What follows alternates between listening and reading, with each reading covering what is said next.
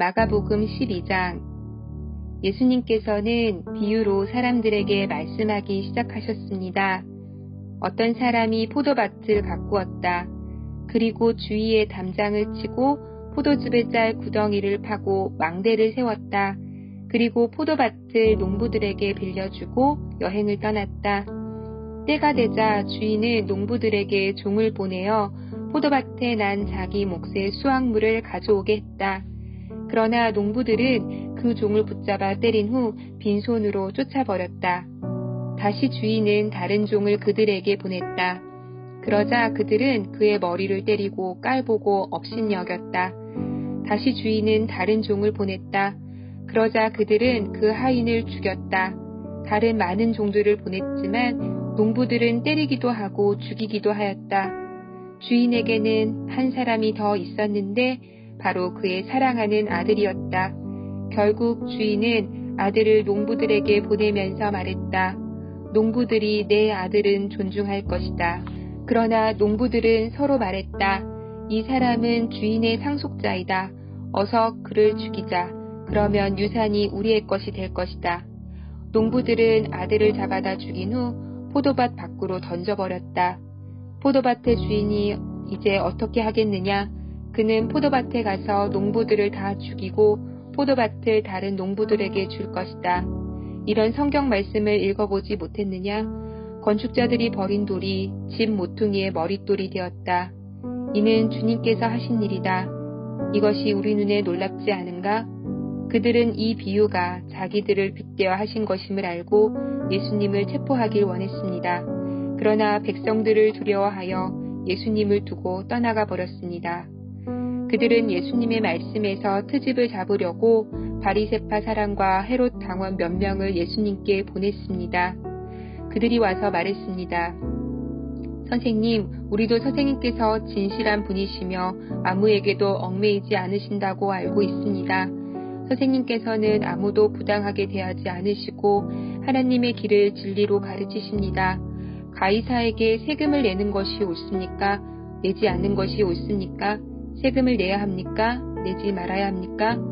예수님께서는 이 사람들의 속셈을 아시고 말씀하셨습니다. 어째서 나를 시험하느냐? 데나리온 1개를 가져와서 나에게 보여라.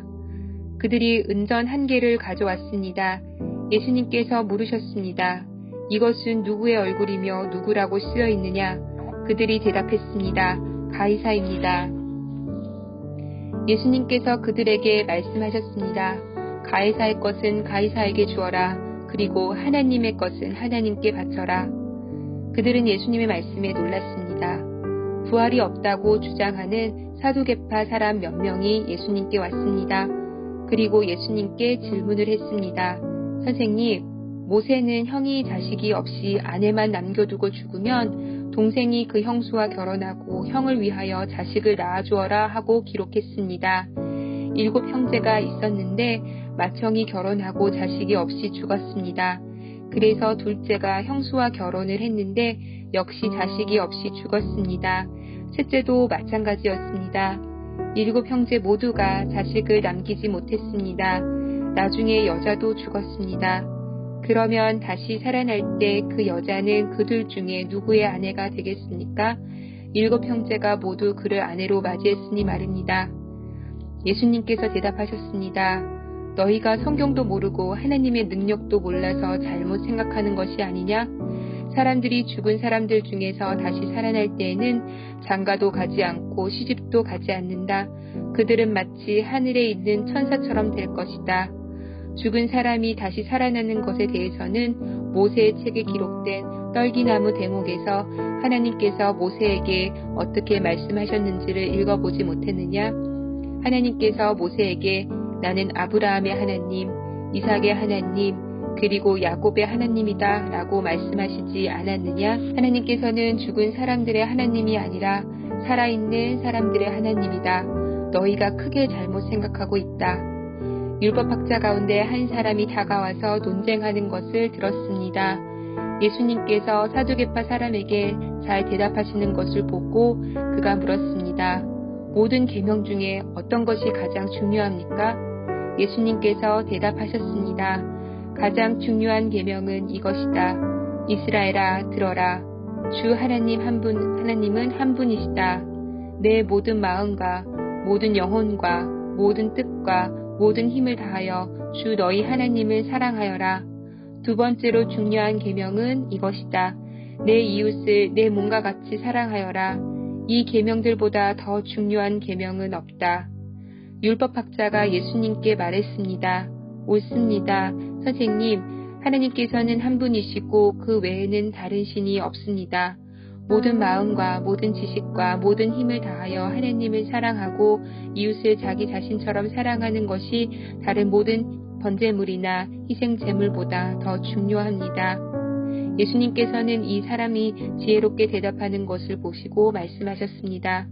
너는 하나님 나라가 가깝구나. 그 뒤로는 아무도 감히 예수님께 더 묻지 않았습니다.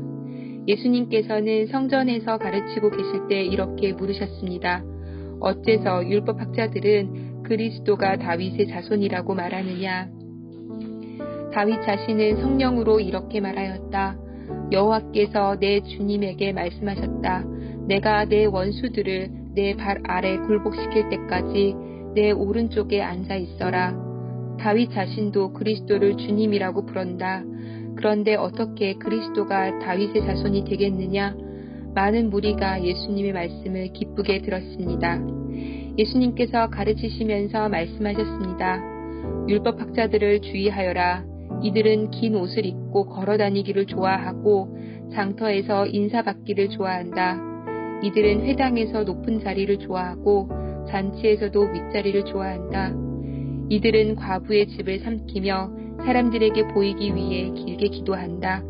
이런 사람들은 더 큰 심판을 받을 것이다. 예수님께서 헌금함 맞은편에 앉으셔서 사람들이 어떻게 헌금하는가를 보셨습니다. 여러 명의 부자들이 많은 돈을 헌금했습니다. 가난한 과부가 와서 랩돈 동전 2개, 즉 한 고드란트를 넣었습니다. 예수님께서 제자들을 부르신 후 말씀하셨습니다. 내가 너희에게 진정으로 말한다. 이 가난한 과부가 헌금함에 돈을 넣은 다른 모든 사람들보다 더 많이 헌금을 하였다. 다른 모든 사람들은 넉넉한 중에서 헌금을 하였지만 과부는 가지고 있던 모든 것, 즉 생활에 필요한 전 전부를 바쳤다.